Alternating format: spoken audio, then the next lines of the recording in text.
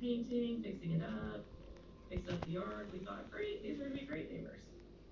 We would play video games with his kids, play in the backyard, on the swing set, just did a lot of stuff together. As the children played together and got closer, so too did Gary and Billy. And Gary was fully aware of Billy's PTSD. He even tried to help him through that. Either be Billy taking us somewhere, maybe like the mall or the park, or Dad taking us. But they were definitely close, I would say, helping each other out with whatever they can. We tried several different things to try and on our end to try and combat the PTSD. We tried having a dog several different times, but we just couldn't find. They don't judge you. But after 10 years in the same neighborhood, everything changed in August of that year. Family members say the feud started over a birthday present. A family friend had driven by shocked and left a gift on the front porch. Well, mysteriously, that gift just disappeared. We spoke on the phone the next day, and she said, did the girls like K-Pops? And I said, well, I'm sorry, we didn't receive that.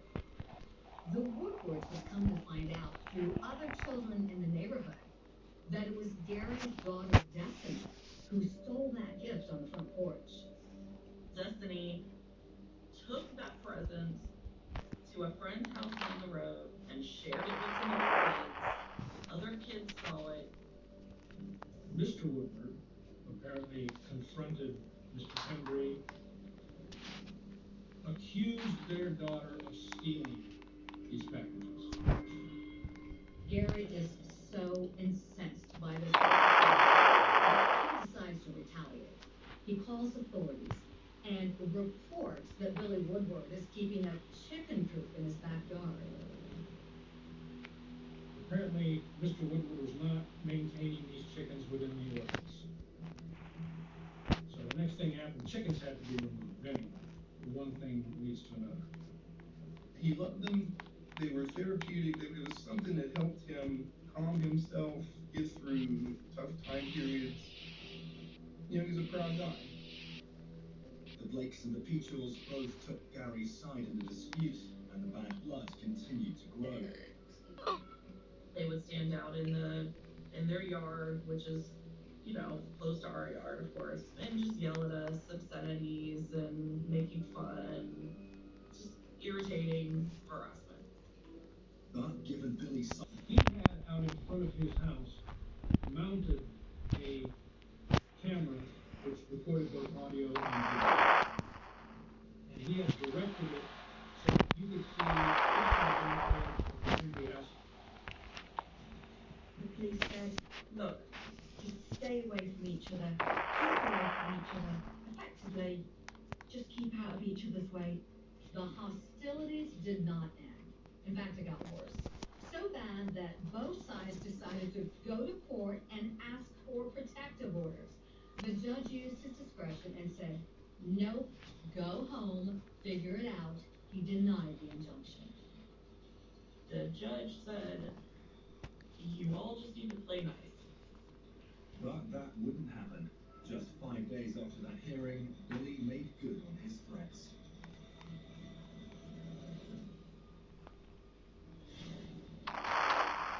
Investigators will sit down with Billy to hear the other side of the story.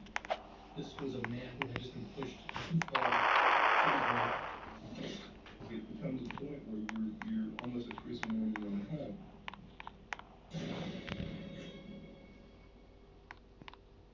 Uninvited, unwanted, detected.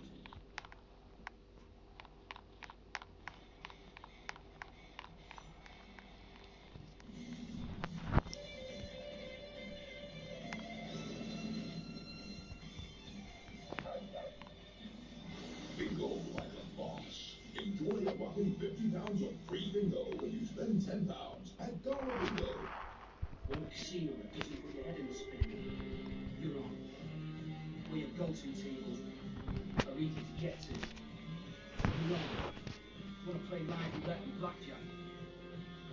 You're on.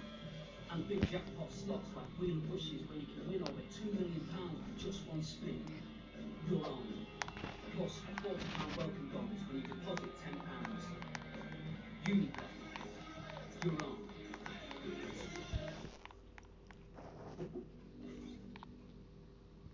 This is the year of food. Crispy food, smoky food, forever young food. Food you didn't know you wanted, food you did. Food that's fast and fresh. The food that will change your life. Whatever the day, whatever the season. This is the year of great food. Brought to you by Deliveroo. Order now for £10 off your first delivery. Food, we get it.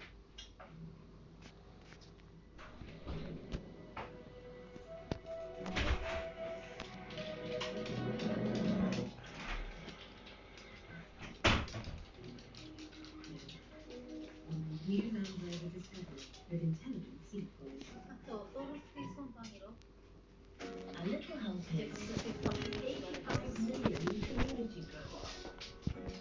And it's working with suppliers to remove 1 billion pieces of plastic. A Little Hope is supporting others with £66 million worth of food donated. And it's supporting my daughter Nora when she needs the bathroom by being the only supermarket with 100 changing places. A little help makes a big difference.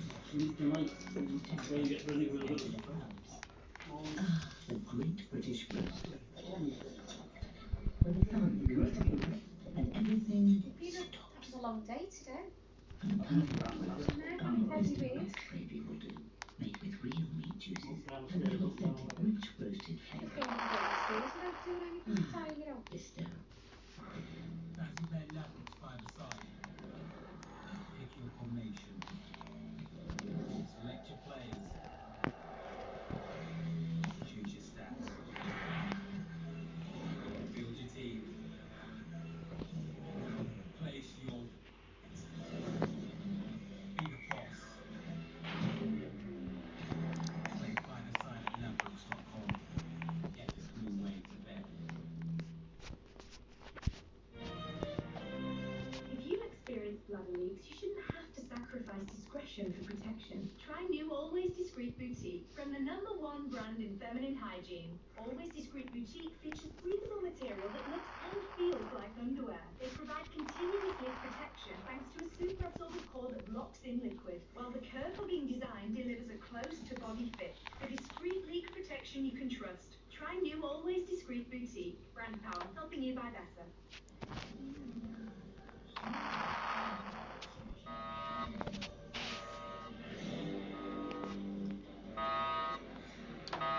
So intense. I like it. What we do keeps the colonies warm. They call us devils, and we're the last defense against chaos. I don't have anything to worry about. I'm not an alien. You don't play with us, you okay, baby? Yeah, I'm fine, baby.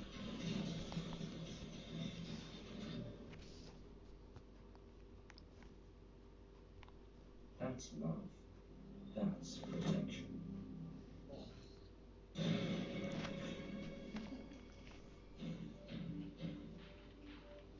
In the early morning hours of the 3rd of September 2012, detectives arrest Billy Woodward for the shooting of Gary Henry, Roger Peachaw, and Bruce Blake.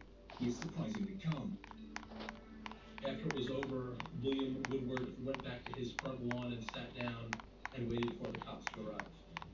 He didn't put up a fight nor threaten the officer in any way. He told him that it's done, they can't hurt us anymore, and he went peacefully with the police officer. Billy confesses to the shooting, but according to him, it had been an act of self-defense. We've been tormented for the last month by these people. I'm a combat veteran with brain damage, and I couldn't take it. They declared war on me. And I'm a soldier. Soldiers fight to win. So I defended tonight. His entire premise was that he was a combat veteran who had suffered a traumatic brain injury and suffered from PTSD, and he was back on the battlefield. I think that this was a man who snapped. who had just been pushed too far to the brink. Billy said it all began when Gary betrayed his friendship. Things are now at an impasse. Billy's decided that his daughter can no longer go over and play at Gary's house. And what was worse in Billy's mind was the way that Gary handled the accusations that his daughter stole the gift. When we went to confront Gary that morning on August 5th, it was a Sunday night. He just got all bent out of shape and exploded on me. Now it seems like a game of tit for tat. Gary calling the authorities to complain about Billy's chicken coop, which sets the whole chain of events in motion. We've had the chickens for 2 years, and all of our neighbors have loved it. We share eggs when they come to visit, and everybody brings their kids over for a little pet zoo. So when I saw him out there taking pictures of my property, I just went over the deep end. That happens when I get pushed. That seemed to be the start. It really broke everything apart, and it just escalated and escalated and escalated. And, no one was adult enough to stop it. Billy says the three families have banded against him, waging an ongoing war of harassment. And recording captured on the surveillance camera he installed. And this is all recorded on my surveillance at home. Carrie Blake actually told Mrs. Woodward that she was going to hire people to sodomize the Woodward's 12-year-old daughter. I mean, that's the level of out. My wife has just been a nervous wreck ever since they started this. I mean, she cries all the time. That's what drove me over the edge, was seeing the stress of my family. Billy says that on the day of the shooting, he and his wife took their children to the local pool. When they returned, the Henbury barbecue was in full swing, and Billy's surveillance camera was capturing it all. It's Labour Day weekend, everybody's off work, so it's the perfect time to get your friends together and enjoy the weekend. With the amount of alcohol involved, it was really loud. It was crazy. There was people everywhere. It was loud. They were lighting stuff on fire.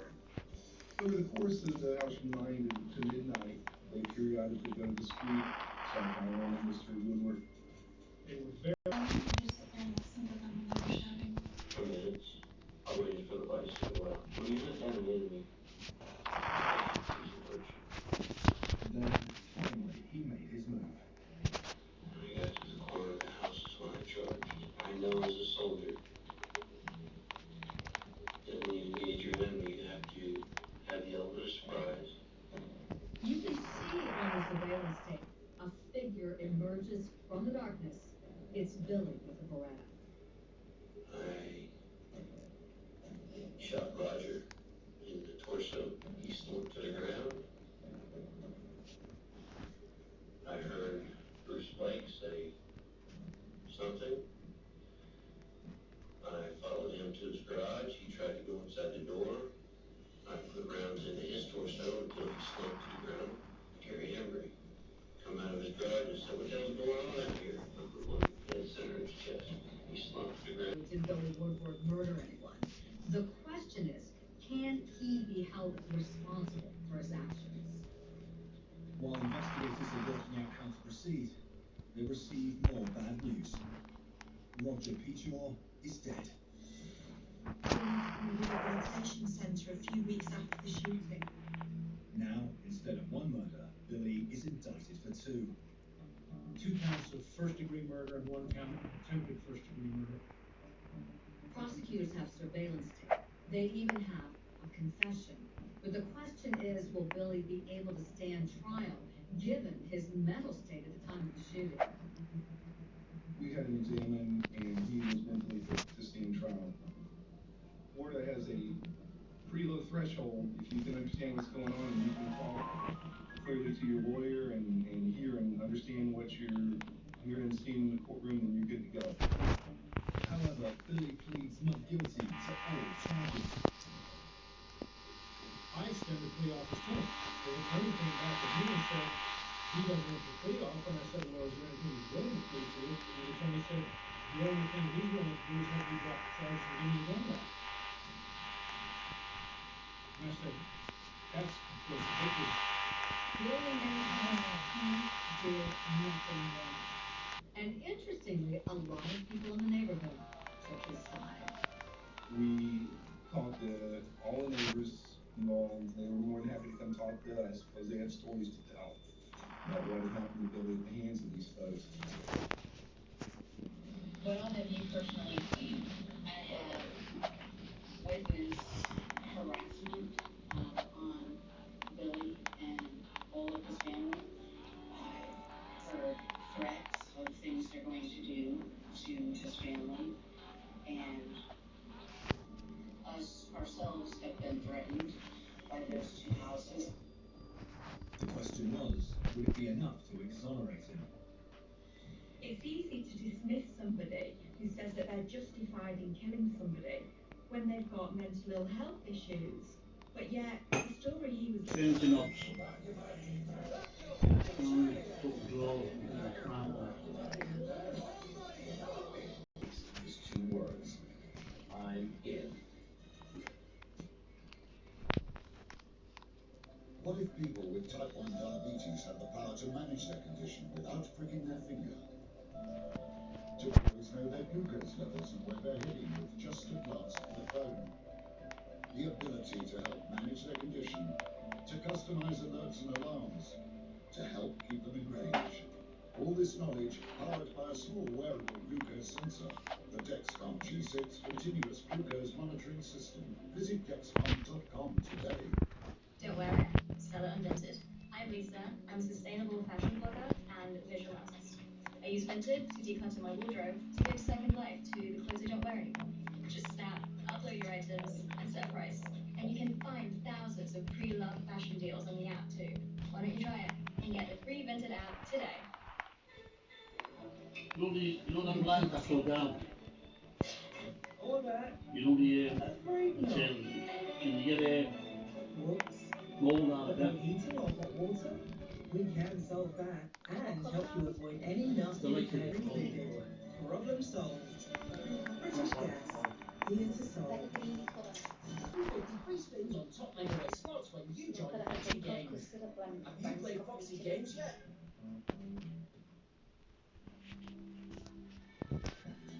Did you know what you were looking for? If it heightened your senses, it's the moment everything becomes true.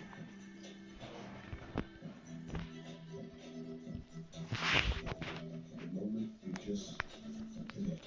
Search, reserve, and buy your perfect BMW 1 Series online. Meet the one. This month, enjoy all these shows on Sky TV, available on demand. Special bulletin, hormones to will, hormones to will. You worry about every detail when you turn on each other. No, we don't. Yes, we do.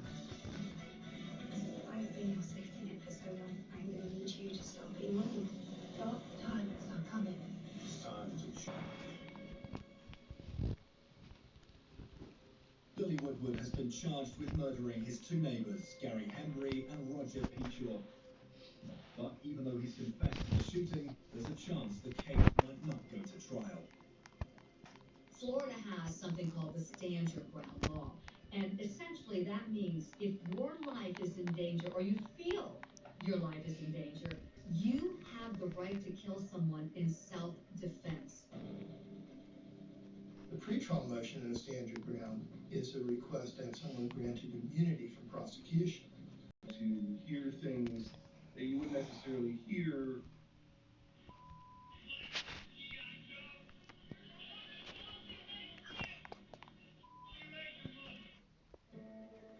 They showed a Facebook picture, or I think it was Roger Pickyor, with an assault weapon, pointed at the camera. Billy clearly felt that these people were not only armed, but heavily armed. Billy claims his neighbours were also planning to use more exotic weapons to attack his family. From that real shit, you bitch niggas play hard to get. However, so far are true. As far as that explosive device is concerned, Get slapped, well, homie. Harry was having a barbecue, so it stands to reason you'd see some flames. On cross-examination, I got him to admit that before he even went out of his house to start a fire pit, he realized that whatever that was not a Holocaust property. Still, Billy insists that he'd been left with no choice but to act that night.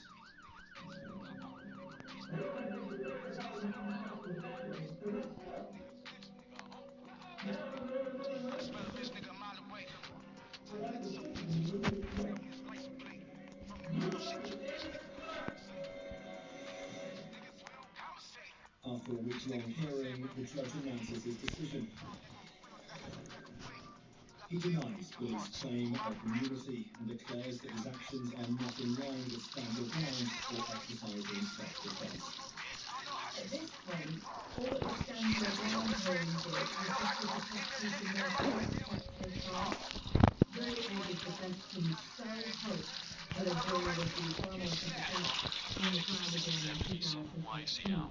But in opening statements, the prosecution did not say enough. No matter how reprehensible, disgusting, obnoxious, and vile the threats or the conduct, taunting by the victims, they didn't deserve to die. That was the essence of this case. At the trial, the state presents harrowing eyewitness testimony from the families of the victims, including Bruce Blake, the only one of Billy's targets to survive the ambush. Gary come outside to see what was going on, and he run right straight up on Billy. Billy started shooting. When he come back over to me, shot me 4 or 5 times. And he went back and shot another. If Billy Woodward had have had more ammunition, there's really nothing to say whether Blake would have lived to tell his side of the story. This was a revenge killing. I cannot come up with any other reasonable explanation based on what I know. This time, Billy does not testify in his own defense. Instead, his attorneys rely on his wife, Barbara, to convince the jury. Jury said that she would hate my daughter. She said that she would have all the neighbors participate, and that she would find out where Will was. I can still hear their voices screaming at me. In order to find Billy not guilty, you would have to believe that he legitimately used lethal force, that he acted in self-defense. And perhaps in Billy's mind, when you consider the brain injury, when you consider the PTSD, perhaps that really was the case. I did. Charges and attempted second-degree murder. For his crimes, Billy is given 2 life sentences. The decision would continue to create controversy. I was absolutely stunned. I could not believe that this jury could find someone guilty of protecting their family. Whether he was a cold-blooded killer or a tortured veteran who brought the war home with him, one thing was clear. 4 families have been torn apart forever. I would trade places with her any day. If I could go see Gary in her cell, she should be lucky that she could still see him. No, I can't see him. I can't hug him. So every time something big like that happens, it's always in the back of my head, like, Dad should be here. He should be the one helping me with this, not Nanny and not Mom. This is something that he should be doing, but he can't because he was taken from us. In this case, you have no winners. I really felt badly for Woodward and his family, but you also have to feel for the people who died, who had families and had children, and it could have just all been avoided, and which is the real tragic part of this whole thing.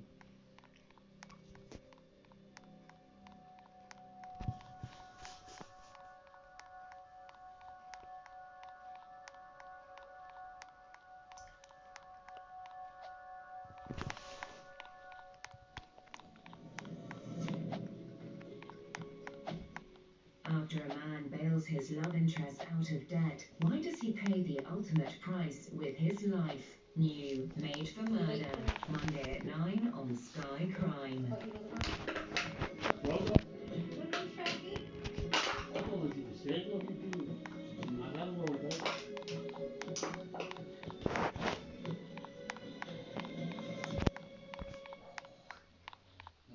Exactly how you feel when bad. Thieves are out there, Kick him off with my guitar face. looking for a target.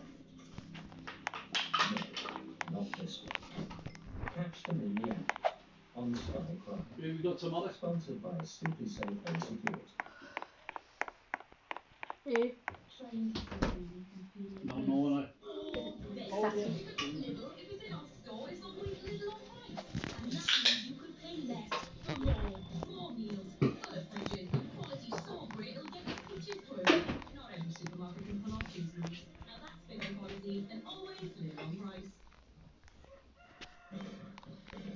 Got all our essential ingredients, including the free-range eggs for breakfast, the RSPCA short pork and our muffins, and 100% British and Irish beef in our burgers.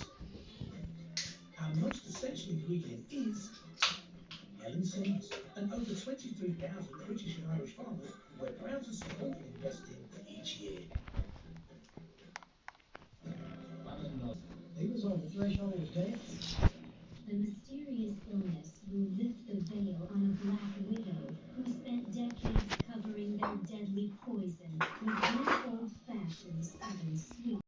Blanche drives straight to the hospital in Burlington, where doctors are immediately concerned over 55-year-old Dwight Moore's condition. The symptoms that he had was numbness and neuropathy in his hands, in his feet, nausea, vomiting, diarrhea, shortness of breath, excruciating pain all over the body. And his health continued to decline. Dwight was very ill. He was on the threshold of death.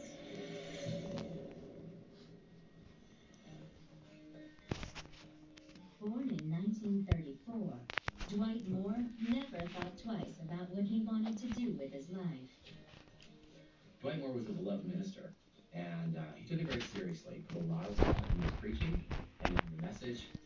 While Dwight had great success as a minister, his first marriage failed. In the wake of divorce, Dwight moved to North Carolina for a fresh start. Dwight Moore was a pastor with the Carolina United Church of Christ in Hopedale, North Carolina. The Alamance County Church was a good fit for charismatic Dwight, but the handsome 51-year-old preacher was lonely. Then, one faithful Easter Sunday in 1985, Dwight found himself caught off guard by a fresh face among his flock, 52-year-old Blanche Taylor. It was, for all intents and purposes, probably love at first sight. Born in 1933, Blanche Kaiser grew up watching her father at the pulpit. He was an evangelical type preacher. He had no papers to be a preacher. He was just a preacher. You just go out and start preaching. He had a bit of a sketchy background. He was a drinking man and was hard on his family, and he was particularly hard on Blanche. My grandfather, he was a pastor and what on the outside looked like a really nice, good family. But there were some other dynamics, I think, that were going on there that people just weren't ever aware of. Blanche couldn't wait to leave home. As soon as she was old enough, she secured a job at a local grocery store. Blanche was the cashier for a major food store. There's stories that people would stand in line when other checkers were around just to talk to Blanche. She went to college, got her business degrees and stuff, and then she moved on up to where she was more at a management level. When Blanche wasn't working long hours at the store, she could be found at church. She was very spiritual. You probably wouldn't talk to anyone that's seems any more spiritual. She was very active in her church. She visited the sick and took them food. As if her steady job and godly works weren't enough, Blanche was also blessed with good looks. She was quite attractive, and so she wore clothes that showed that off. She made sure that they were stylish. Her hair was always done. Really, she did quite a nice job of it. It's black and white. Rugby's greatest championship, the Guinness Six Nations, starts tomorrow with Italy v France at 1:30 on ITV and stream live on ITV Hub. What's your talent? Other than being you? Where were you sleeping with when you were? You gonna marry this guy? But in your diva time, how bad were you? You've become one of the dopest people on television. Did that hurt your time? Viewers ask the questions. They tell the stories. I can't tell you how sorry. That was a nasty piece of work. Today. Piers Morgan's Life Stories starts with Gemma Collins, Thursday at 9.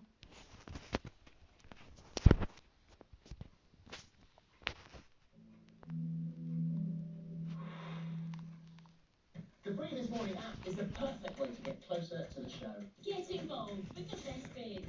Enter our competitions. There's fabulous fashion, fantastic food, and the all-new shop. So, if you can't get enough of This Morning, what are you doing? Let's just say what's on here. Download the Free This Morning app today.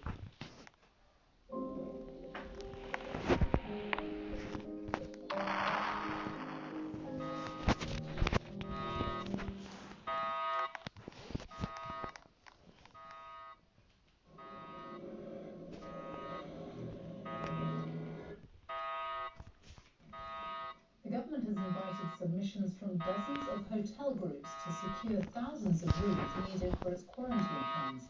From the 15th of February, people returning from 33 countries considered COVID hotspots will have to spend 11 days in approved accommodation at their own expense. Here's our transport correspondent, Caroline Davis. Running a COVID-secure hotel is not business as usual. On top, quarantine would last for 11 days. The hotel have to provide 3 meals and they have to have en-suite facilities. And guests staying here will have 2 COVID tests during the course of their stay.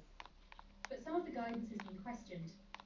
The corridors of this hotel are monitored by CCTV, but the guidelines do say that if you want to go out for a breath of fresh air or for a cigarette, you can. You just need to be accompanied by security. As well as being time-consuming, this hotelier is not convinced it will be safe.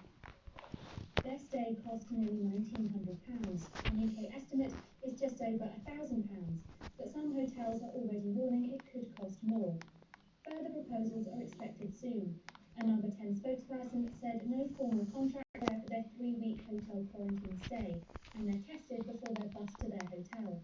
The UK procedures aren't likely to look like this, but there are no official guidelines yet for airlines and airports. Today, Heathrow Airport said this is a complex initiative, and while they remain supportive, time is ticking. It's now just over a week until the first guests arrive. Caroline Davis, BBC News. A mother and daughter were killed last night in separate attacks in Kilmarnock. A 40-year-old man died in a car crash south of the town a short time later. Police believe the crash was linked to the incidents. From Kilmarnock, our Scotland correspondent Lorna Gordon reports. Emma Robertson Copeland and Nicole Anderson, a mother and daughter described as beautiful girls taken far too soon. Last night, both were fatally attacked. Emma in the car park of a large hospital on the edge of Kilmarnock, where she was employed by the NHS. And 20 minutes later, her daughter Nicole, who was on shift at a takeaway a couple of miles away, was stabbed. She was taken to the hospital, where her mother had worked, but died later. Here is police everywhere, and there's a helicopter going about. There have been a couple of stabbings, apparently. Police are linking both deaths to a third incident, a fatal car crash in which 40-year-old Stephen Robertson was killed.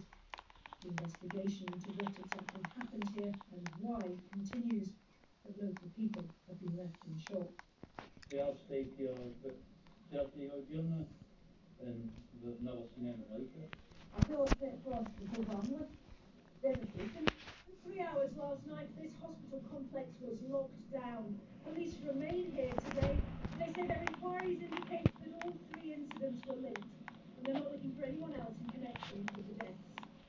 Staff at the hospital who treated one of their own have been offered extra support. They and the nearby community now left struggling to understand the sudden and violent nature of these shocking events.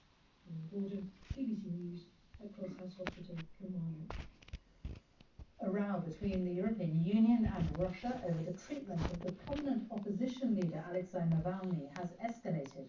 Russia has expelled 3 diplomats who it says took part in unauthorized protests in support of Mr. Navalny, who's been jailed for 2.5 years for fraud.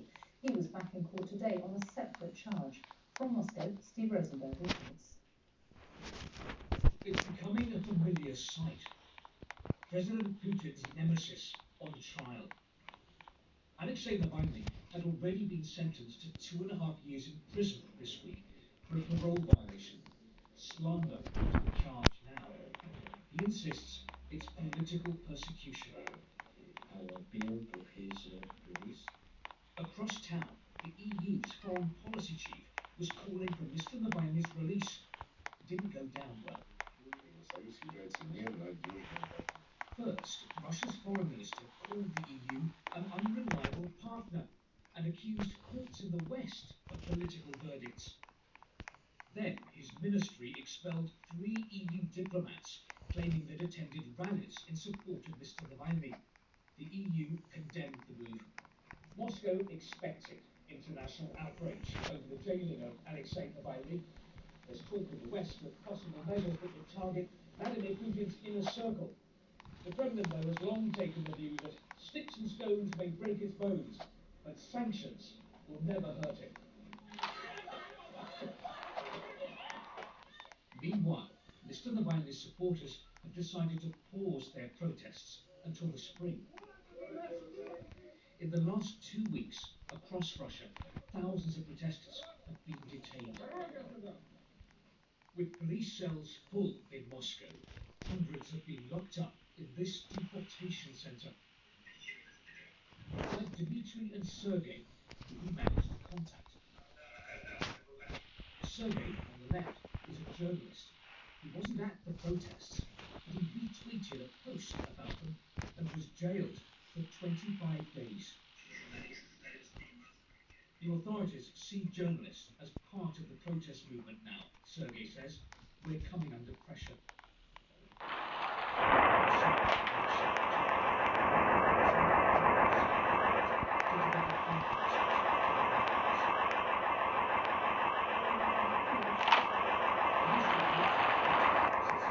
Whose husband was arrested. I never will again.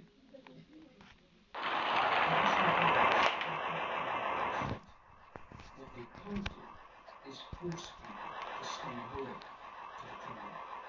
Steve Rosenberg, BBC News, Moscow. The boss of Barclays says Britain's banking and financial services industries should now be focusing their energy on competing with the US and Asia rather than the EU. Jess Daly says Brexit offers one of the UK's most important sectors the opportunity to set its own agenda. Our business editor, Simon Jack, has the story. It's not everyone's favourite industry, but financial centres like Canary Wharf are home to arguably one of our most important.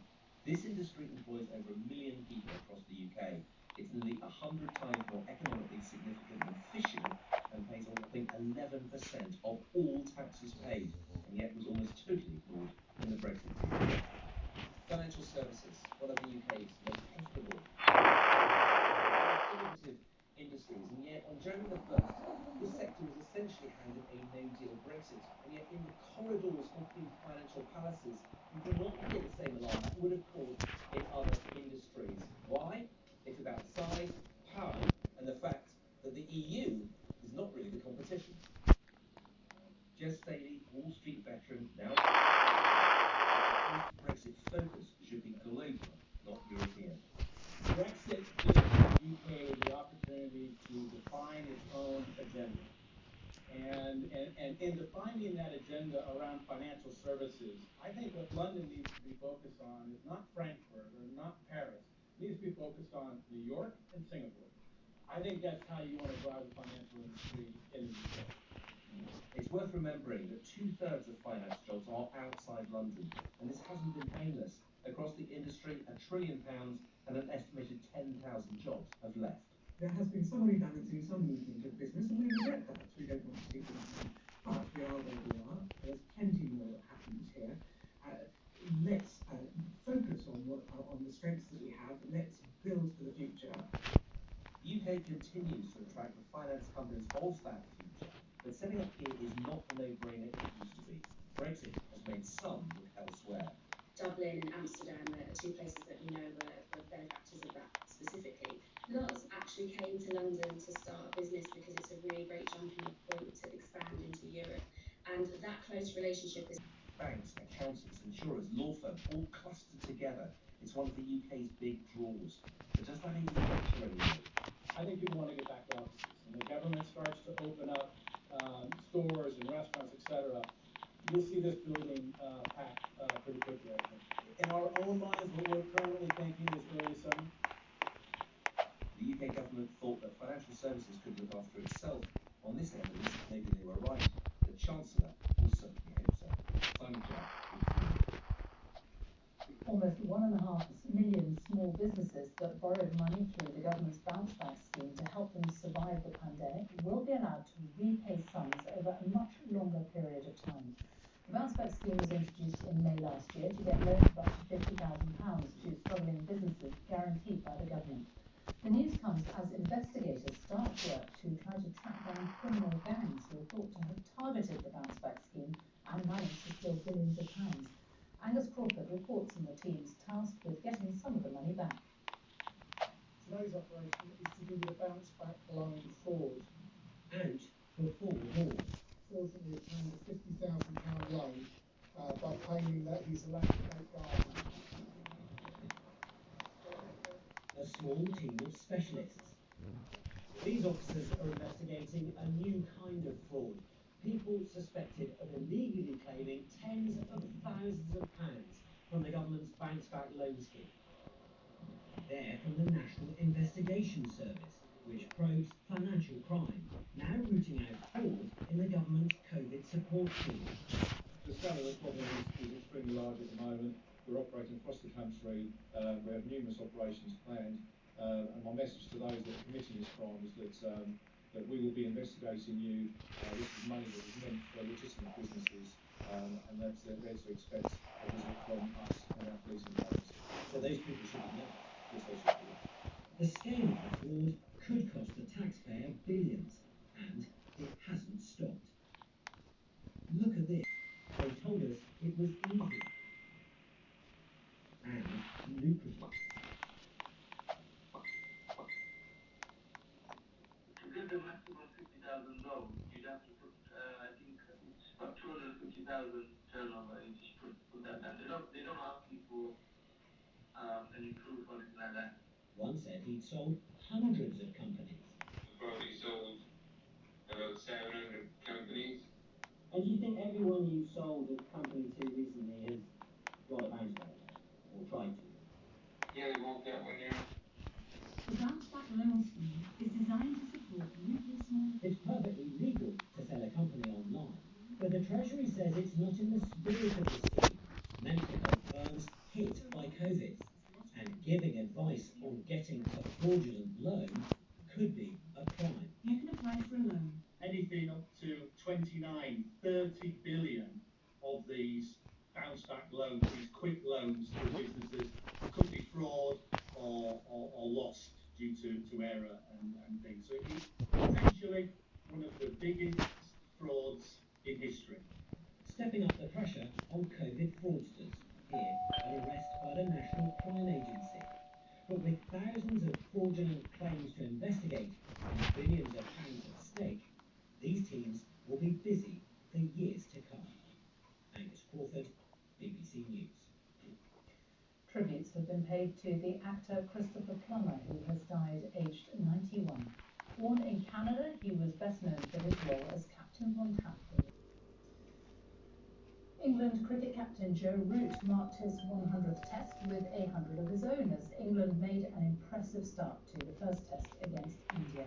He was 120 not out at the close of day one in Chennai. Andy Swiss watched the action. 100 in his 100th test match. What a player. If sport is all about timing, well, it just doesn't get better than this. For Joe Root, an unforgettable goal to an unforgettable day. He'd begun it celebrating a different century, his 100th test cap. And if the headgear was sparkling, well, so was what followed. Under the hot Chennai sunshine, his team wobbled at first. Rory Burns succumbing to a rush of blood. And it's the first wicket down. You like babes? And when Yeah. Jack Lawrence quickly followed, No, India thank were you. proving just why they're among the world's best. But so is Root, and with good reason. Pure class. After hundreds in his previous 2 tests, a hat-trick was clearly in his sights. Wherever India bowled at him, for the 100th appearance, inspired, he said, by his teammates. Yeah, it was a little bit emotional.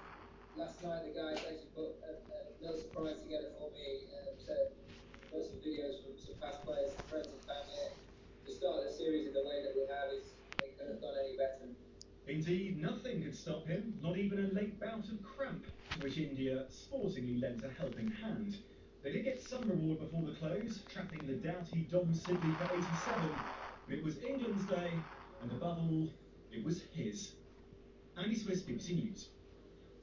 And finally, a woman who went viral after a chaotic parish council meeting says she's surprised by her newfound fame.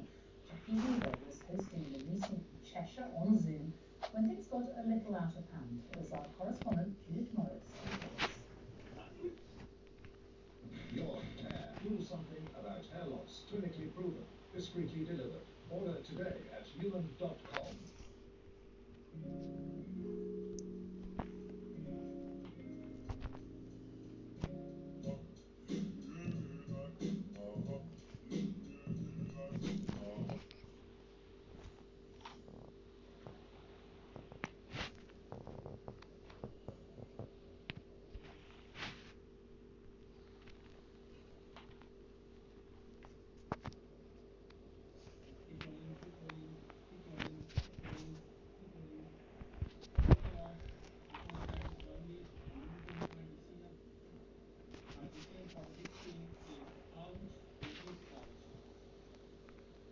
The sizzle is pending, and it is out. What a magnificent performance that was from Temba Awuba. That was sensational stuff. And that is a huge wicket, so the 2 guns who have not out overnight are now gone. Goes for 45, it's now 149 for 5.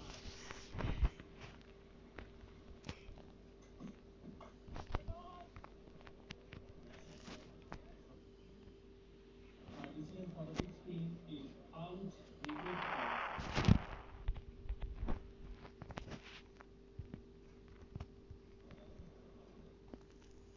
I'm sorry, my dear. I'll be right back. The Kia Niro family, available as the electric Niro. And knows everything about how Lewis spent his time here. But because Lewis's mission was top secret, we need to find out why this sport was so important to the U.S. interests at the time. Probably got here a lot quicker than Lewis and Clark did. Pretty sure that, yeah. There's a little bit of traffic, but we did okay. Yeah, good. So tell us about this location. Of all the places on the, Sure. along the journey for these guys to set up shop. Right. The line. Captain Lewis actually finds this location. They couldn't head back over the Rocky Mountains, so they needed a place for their winter quarters. Of course, they needed trees to build a fort. They needed a fresh water source. I truly can't think of a better place that Lewis could have. I don't want to use the word stumbled on because I know Lewis. A bit more strategy, yeah. Right. So having Lewis and Clark, what would that have provided, the United States government strategically? Having them build this fort was huge in the relationship to the natives. And then the fur trade, primarily the sea otter. They would ship furs to China, and Jefferson knew that. If you establish your leadership, your claim here, and China start bringing back their goods, my gosh, that's huge. And Jefferson saw that. They happen to have a map that goes in. He marched the native villages. Where is the trade? Who are the chiefs? Where these furs are. But basically, all of the business relationships have been laid for him. This map is just one of 140 maps Lewis and Clark drew during their expedition, many of which held key intelligence, such as natural resources, potential native allies, and trading routes in this highly disputed territory. Just by looking at it, you get the sense that these maps hold kind of like the skeleton key to conquering the economy in the Pacific Northwest. Exactly. They did leave this piece over here right when they were getting ready to leave in the spring. an insurance policy, if you will, a proclamation. They made sure they gave them to all the higher chiefs, Chief Gobaway, who they gave the fort to when they left. It may be made known to the informed world that the party consisting of the persons whose names are hereunto annexed were sent out by the government. Authorities fear that Koresh will lead his congregation to start a holy war if they don't intervene quickly. You know, we had been briefed on approximately how many guns David Koresh had. We knew that it could be very violent, so the element of surprise was crucial to us. The ATF is ready to raid the compound. But on February 27th, 1993, just one day before the raid, the Waco Tribune Herald introduces David Koresh to the world. It published the first of a series called The Sinful Messiah. Sort of the theme is, well, here's a guy out there doing all this illegal stuff and no one seems to be doing anything about it. On Saturday afternoon, David said go outside and play football or something, run around, just show that we're just a normal church. We were thinking that they would become nervous that the government was actually preparing to do something. To us, it was kind of a bad omen. The ATF's plan is to raid the compound after church, once the men have left the building and the women and children are alone inside. ATF agents will arrest David Koresh and anyone who resists. But there were two main problems on the morning of the raid. First of all, the weather was bad, so all the men had to stay inside with the women and children in the compound. The second problem was that the news media got wind of the raid. To this day, it is not certain who tipped them off. And at least one of those TV crews got lost on the way and had to ask a postman for directions. However, the news crew has no idea that the postman is a Branch Davidian, who immediately tips off David Koresh. You know, he specifically said ATF and the National Guard are coming, and that's exactly who was coming. We felt the devil was very angry with what was happening. We were reading and studying and changing our lives every day. So as a result, we were being a target of the devil. Koresh prepares his congregation for a showdown, but first he has to excise the traitor in their midst. I've never felt it more strongly. Armageddon is near. The holy war is imminent, and we must be ready to fight. Are you ready to fight? Yeah! I said, are you ready to fight? Yeah! One of you must betray me. Has already betrayed me. Ready yourselves for war. They are coming. The time has come. Ready yourselves, I say. Due to the activity across the range, Koresh already suspects that undercover ATF agent Robert Rodriguez is, in his eyes, a wolf in sheep's clothing. The agent rushed in his car back across the street to the independent and told the people there we have to call off ATF management decides not only to proceed, but to move up the road. So instead of backing off, the ATF management decided to press forward and sort of double down on this. This was the biggest operation in ATF history. No one wanted to be responsible for putting the brakes on this thing. Driving up there to that compound that day was eerie. It was quiet. It was like a ghost town. I turned to an agent next to me and I said, you know, this doesn't look good. I mean, you could just feel that this was going to go bad quick.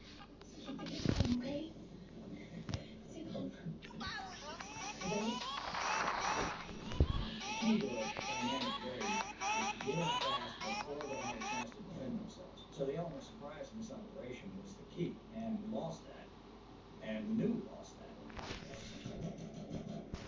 David Koresh's third victim has arrived. Go away, all right? There's women and children here. That's when all hell broke loose.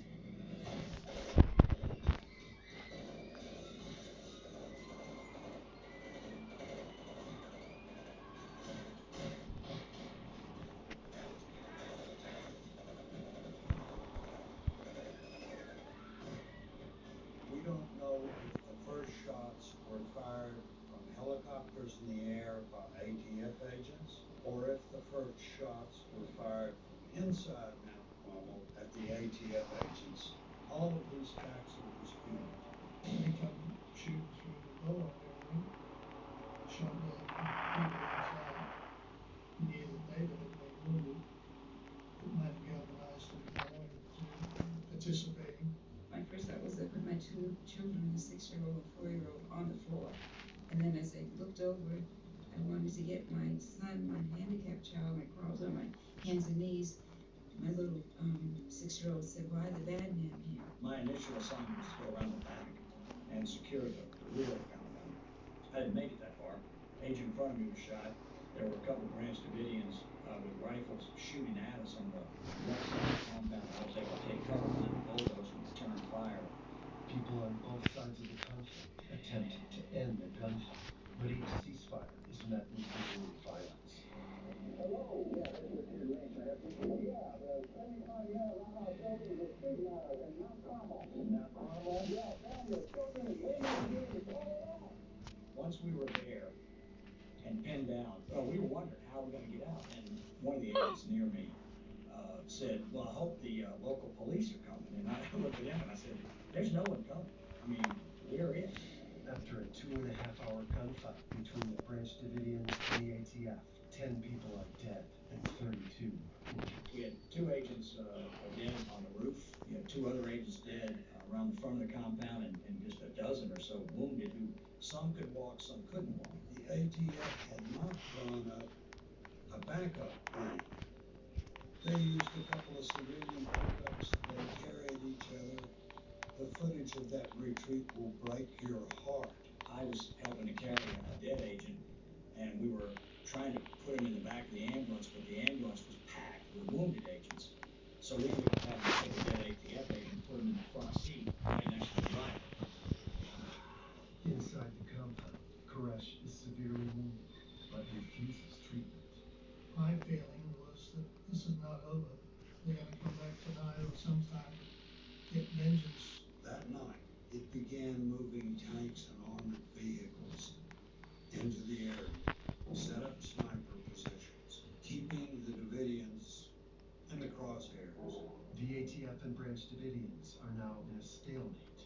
Media coverage continues, and the nation watches the standoff in real time. There was probably 200 reporters there. The FBI is eventually brought in to attempt negotiations. ATF was sort of relegated to the outer perimeter at that point, and then the FBI began their, 51-day sign-offs. As many hostages as they could. The FBI convinces Koresh to release a handful of minors, including Sheila Martin and some children who are not his own. And as I told my husband goodbye, kissed him on the cheek, he said, "I will stay in. Everyone's going to be out. I want them out first, and then the rest of us will go out." No way, in any way, did we believe that there was going to be anything negative. The people outside kept telling us, "You better take care of you, bring your Bible." Hostage situations are typically resolved in 60 days, but the FBI negotiations with David Koresh last an unprecedented 51 days. Basically, what the FBI did is it waged psychological warfare against the.